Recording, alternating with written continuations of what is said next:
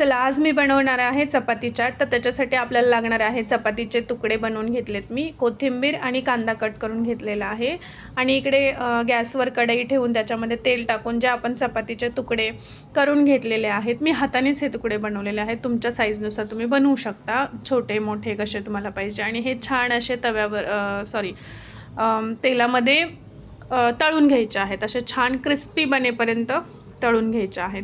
आणि हो, हे असेच क्रिस्पी जरी लहान मुलांना खायला दिलेत ना तुम्ही, तरी त्यांना खूप आवडतात, म्हणजे खूप छान लागतात. आणि माझ्या चपातीमध्ये ऑलरेडी मीठ असतं, त्याच्यामुळं त्याला मला वरून स्प्रिंकल करायची गरज नाही पडली. अतिशय उत्तम लागलेले, हे खूप छान लागलेलं आहे.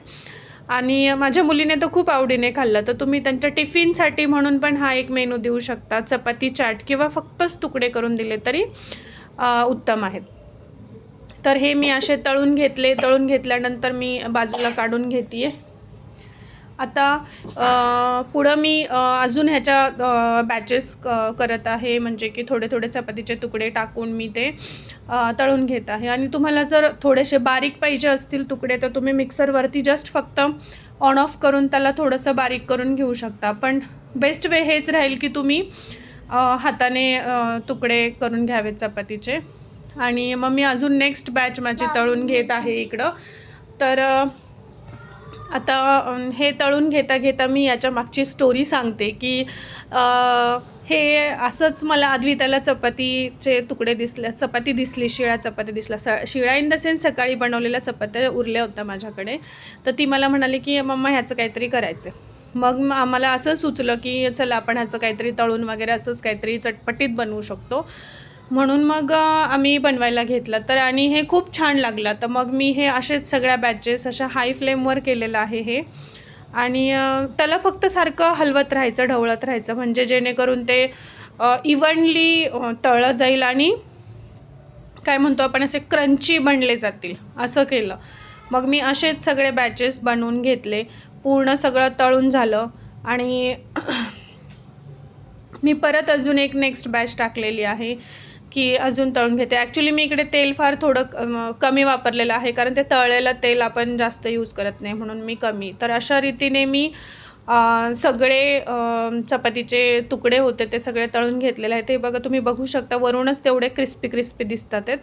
मग मी ते एका भांड्यामध्ये काढून घेतले सगळे तळलेले, थोडेसे थंड झाल्यावर आणि नॉर्मल थंड झाल्यावर. मग त्याच्यानंतर तिकडे मी कांदा कट करून घेतला आहे बारीक आणि कोथिंबीर चॉप करून घेतलेली आहे. तर मग मी त्याच्यामध्ये पहिल्यांदा तो कांदा टाकला आणि कांदा घालून झाल्यानंतर मग त्याच्यामध्ये कोथिंबीर घालायची.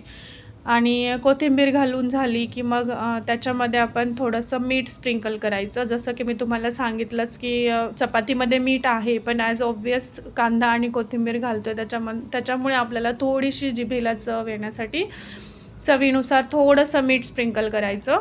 आणि ॲज ऑब्वियस चाट मसाला, कारण आपण काय बनवतो आहे, चपाती चाट, हो की नाही अद्विता?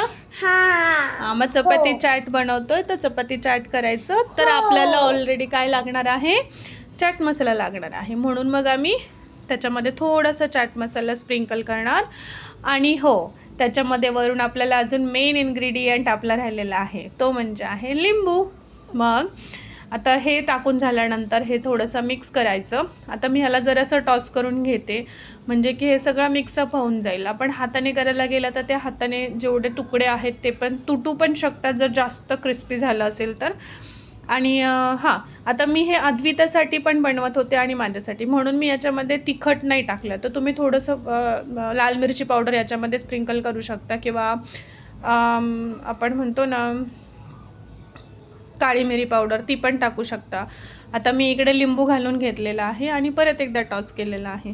आणि लिंबू तुम्ही तुमच्या चवीनुसार घालू शकता. आता मला लिंबू जरा थोडंसं जास्त आवडतं, म्हणून मी थोडंसं जास्त लिंबू घातलेला आहे. आणि माझ्या अद्विताला जास्त आंबट आवडत नाही, सो मग तिने कांदा खाल्ला नाही, तिने फक्त चपातीचे तुकडे तुकडे खाऊन घेतले, की जे वेळेस खूप कडक कडक लागत होते, पण खूप कडक लागत आणि कांदा पण टाकला होता, हां, खूप छान लागत होतं.